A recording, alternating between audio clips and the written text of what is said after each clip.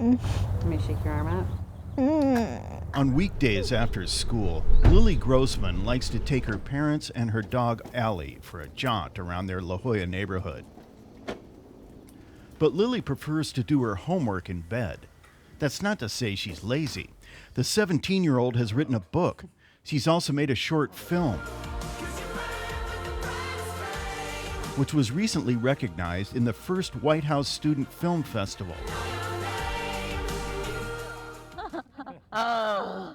Lily has done all this despite having suffered from severe muscle weakness her entire life.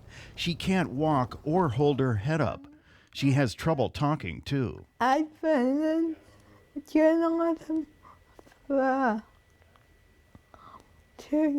Lily's mom, Gay, says her daughter has always had an especially difficult time at night.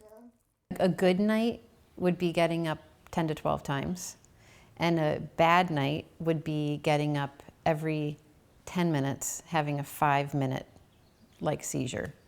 The cause of Lily's problems was a mystery. Over the years, Lily's parents had taken her to see dozens of specialists throughout the country. What page do you want? Her dad, Steve, says none of them could give Lily the correct diagnosis. She's been poked, prodded, cut. She's been through a lot of difficult times and difficult tests in a hospital, and she's really a real trooper. So it's difficult seeing her having to go through all these things. And then get nothing. And then get nothing. Then, in 2011, the Grossmans heard about a study at the Scripps Translational Science Institute. The idiom study is using full genome sequencing to try to find the causes of mysterious, debilitating illnesses. Lily qualified for the study. She and her parents had their genome sequenced. Researchers took months sorting through the data. Finally, one day, Lily's neurologist sent the Grossmans an email. And she said, I just wanted to let you know that they found something. And, we were just like, wow, they found something. I mean, we had never had any kind of unusual test. I mean, imagine I have a notebook that is full of test results and everything's normal. Researchers found mutations in 2 of Lily's genes. The genes are known as ADCY5 and DOC3. Lily's neurologist, Dr. Jennifer Friedman, says 2 other girls with defects in their ADCY5 gene have been identified. Both have similar symptoms, but not quite as severe as Lily's. Dr. Friedman says she's now treating Lily with 2 drugs that could help decrease her tremors. We haven't found the perfect medication for Lily for other patients that have changes in this gene, but we're certainly moving forward trying to identify something based on what we know about the gene. One newly prescribed drug has helped Lily sleep better at night.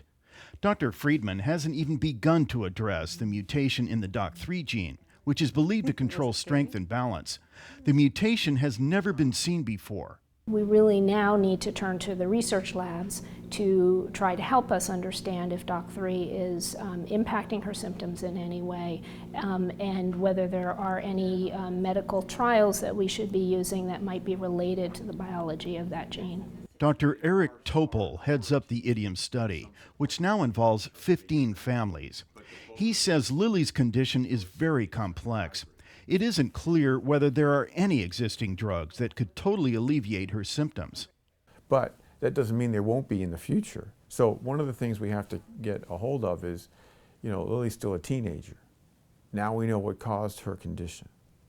And maybe over time, we can really build on this knowledge to come up with better interventions.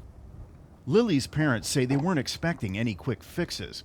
They're hopeful that the knowledge of her genetic defects will aid in the search for effective treatments. For now, though, they're relieved that some of the mystery of Lily's condition has been cleared up. Gay Grossman says when Lily was 2, she got what they now know was a mistaken diagnosis of mitochondrial disease. 80% of kids with that condition die before the age of 20. And I'm not sure that Steve and I really realized how heavy that was until we were told that actually she'll have a normal life expectancy. And that's a big thing. That's big news to get. Lily will be a senior in high school next year. She hopes to attend UC Berkeley. Kenny Goldberg, KPBS News.